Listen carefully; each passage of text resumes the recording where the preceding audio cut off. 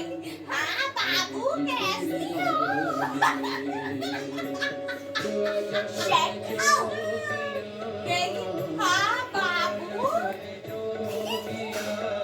बड़े मोचे पहनते किसी जाते हो मोचे लो देखो कैसे कह रहा है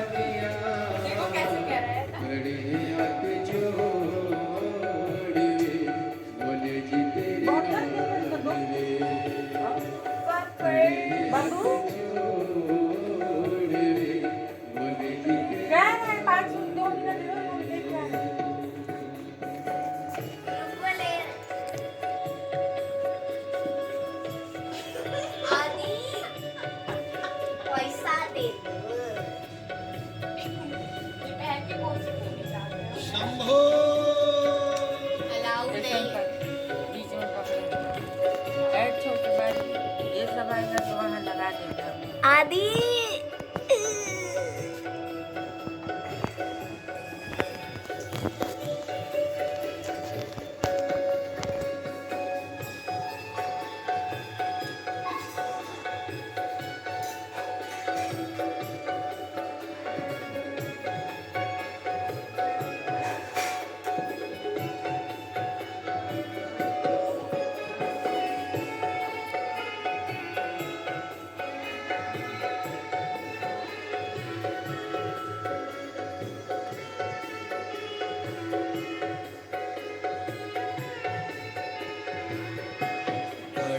हाथ जोड़ दे बोले जी तेरे नाल खड़े हाथ जोड़ दे बोले जी तेरे नाल खड़े हाथ जोड़ दे बोले जी तेरे नाल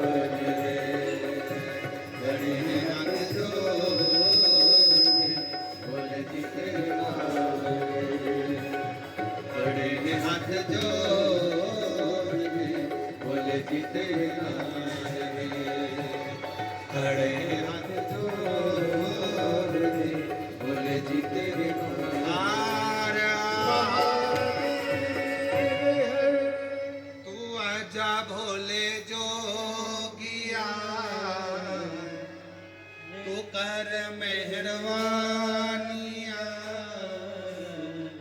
तू आजा भोले तू कर मेहरबानिया हाथ जोड़ दे भोले जी तेरे नाल जहाँ जगह मिल जाए बैठकर बाबा देवाधिदेव महादेव से अपने मन का भाव कहिए, हृदय से प्रार्थना करिए, विनय करिए, निवेदन करिए, भाव से बाबा को अपने मन की बात कहिए, प्रार्थना करिए।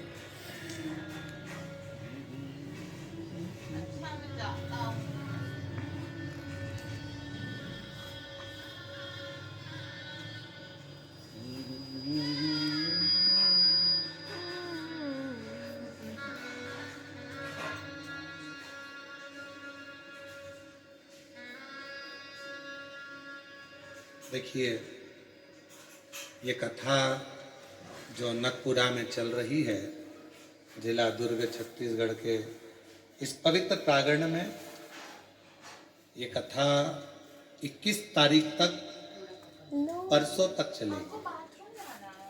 कल भी कथा का समय यही रहेगा, 1 बजे से 4 बजे। परसों 5वें दिन कथा विराम लेगी। उस दिन कथा का समय सुबह 8 बजे से 11 बजे तक रहेगा। तो 2 दिन की कथा हो रही है। बहुत दिल से झोली पसार कर बाबा से प्रार्थना कर कर इस कथा का लाभ।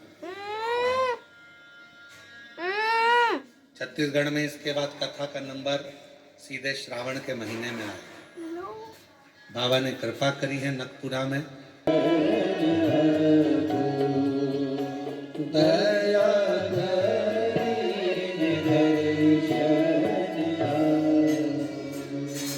भगवान शिव की कथा कर रही है, पवित्र शिव महापुराण की कथा वर्णन कर रही है, शिव कथा कर।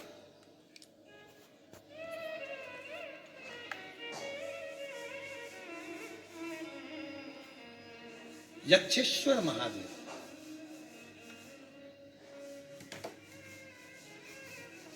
वायुदेव को अहंकार आ गया, वायुदेव के भीतर थोड़ा सा अभिमान आ गया, और ऐसा अभिमान फिर निवेदन है कि नाम, पहचान और सम्मान, इन तीन चीजों से थोड़ा सा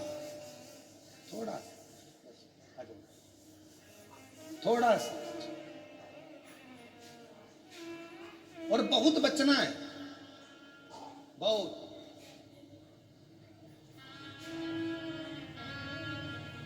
कौन सा था?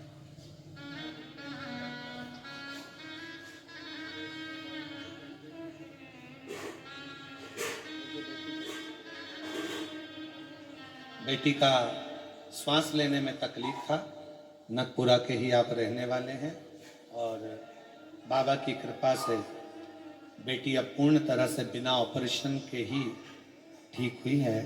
सरस्वती जी मोहबेकर, शिव कुमार जी मोहबेकर, नगपुरा जिला दुर्ग से। बहुत जोरदार ताली बजाएं एक बार। शिव कृपा,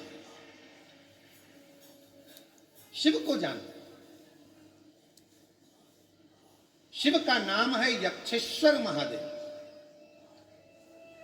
वायुदेव को अहंकार आ गया, इतना अभिमान वायुदेव के अंदर आ गया कि इंद्रदेव के पास पहुंच गए, और इंद्रदेव के पास जाकर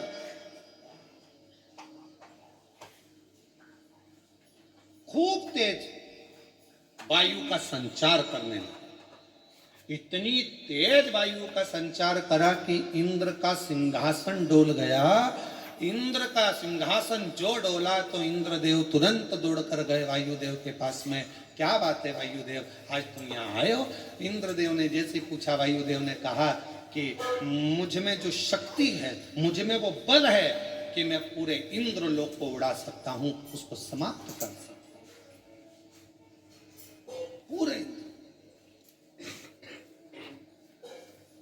और महाराज, शिव महापुराण की कथा कहती है, जो शक्ति दिखाने में आनंद नहीं है, वो शक्ति की आराधना करने में आनंद है। शिव शक्ति की आराधना करने में जो सुख है, वो शक्ति दिखाने में सुख नहीं।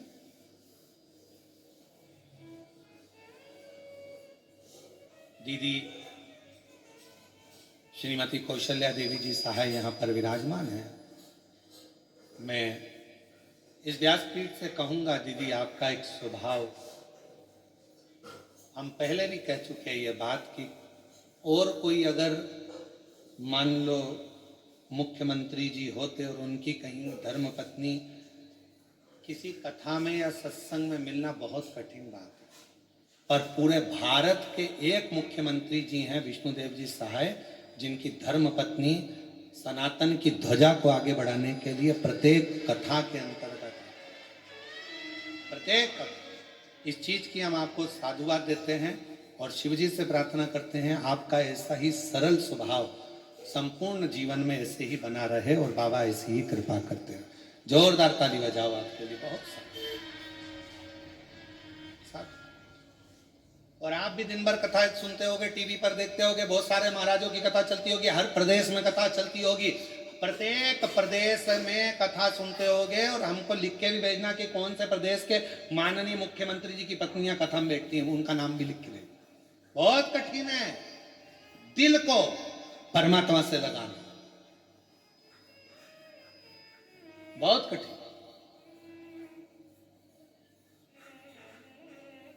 किटी पार्टी में मन लगाना सरल है, पार्टियों में मन लगाना सरल है, होटल में मन लगाना सरल है, एंजॉय में मन लगाना सरल है, पर भगवान की कथा में या सत्संग में या धर्म में मन लगाना बहुत कठिन है।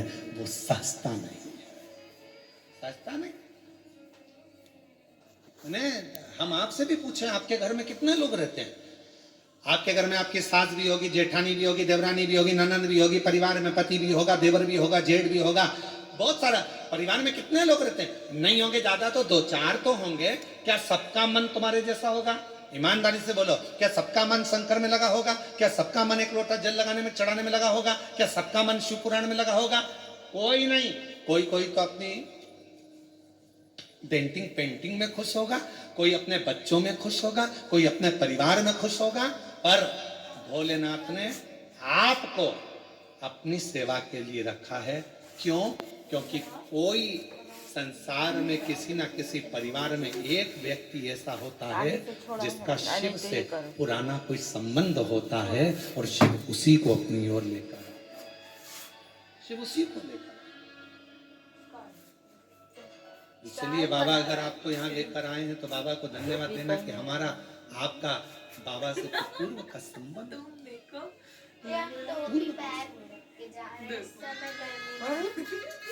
इसको पकड़ो जगह लगा रहे इस समय 2 मिनट का काम है।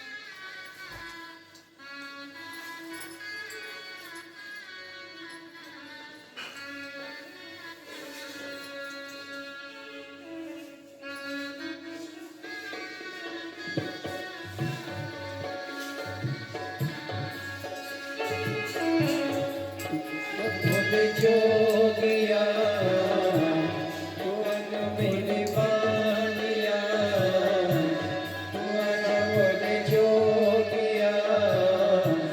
तो कर मेहरबानिया, खड़े हाथ जोड़ के बोले जी तेरे नाल रे, खड़े हाथ जोड़ रे बोले जी तेरे नाल रे।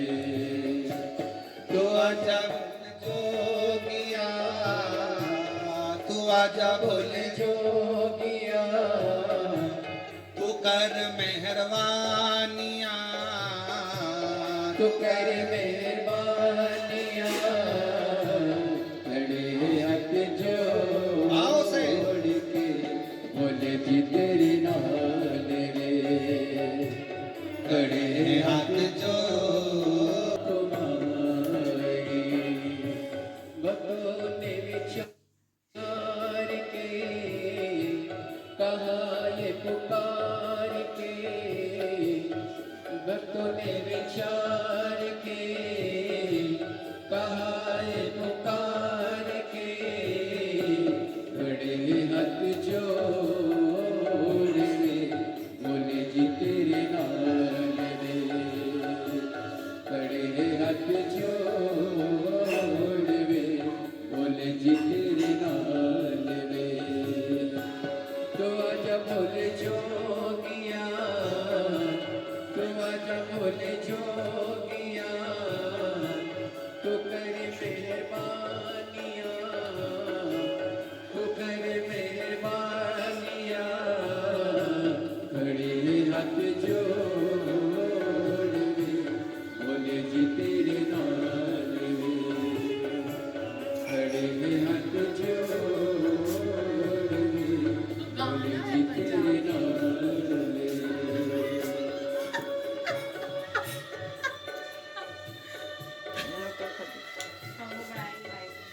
जाओ अब डाल लेंगे 10 मिनट को खोलो, खोल के बैठो।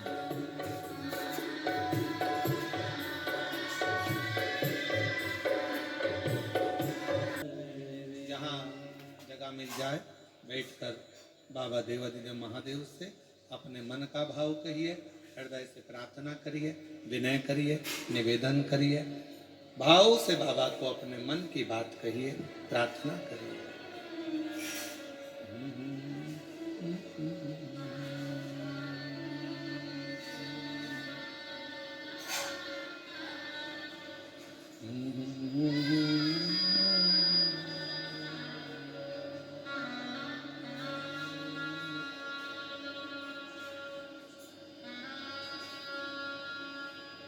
देखिए, ये कथा जो नकपुरा में चल रही है, जिला दुर्ग छत्तीसगढ़ के इस पवित्र प्रांगण में, ये कथा 21 तारीख तक, परसों तक चलेगी। कल भी कथा का समय यही रहेगा 1 बजे से 4 बजे तक। परसों 5वें दिन कथा विराम लेगी।